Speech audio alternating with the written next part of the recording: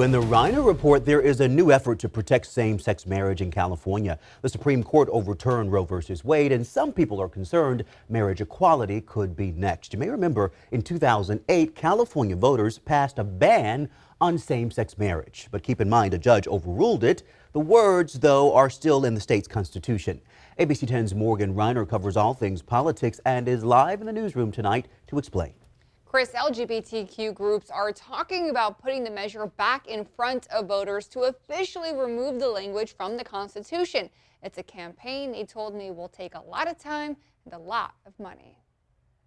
Senator Scott Wiener remembers the day in 2008 perfectly. It was the same night that Barack Obama was elected president. A night he said for him should have been celebratory. But then that same night, it was just devastating to have my fellow Californians decide that people like me were second-class citizens and not good enough to get married. Californians passed Proposition 8, effectively banning same-sex marriage in California's constitution.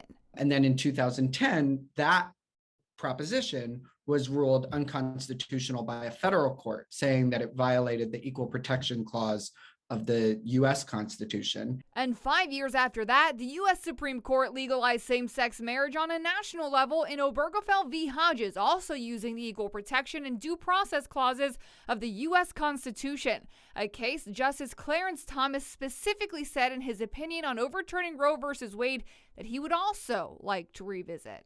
No one should rest easy believing that LGBTQ civil rights are safe in this country or in California. We've seen already that the U.S. Supreme Court is willing to overturn decades of precedent. But Equality California has worked with legal experts who believe California has an extra layer of protection because the 2010 case predates Obergefell in 2015. And so our focus as an organization and the LGBTQ movement's focus right now is on protecting abortion access in this country. So they are working with the legislature to put something on the ballot the following election cycle in 2024. We probably need to raise $10 or $15 million to make darn sure that we actually win.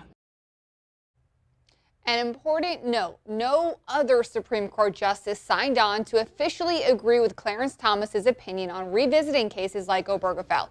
Now, I did reach out to a couple of organizations who have pushed back against these issues in the past, but did not hear back, Chris. Okay, Morgan, keep us posted on how this one develops. We thank you.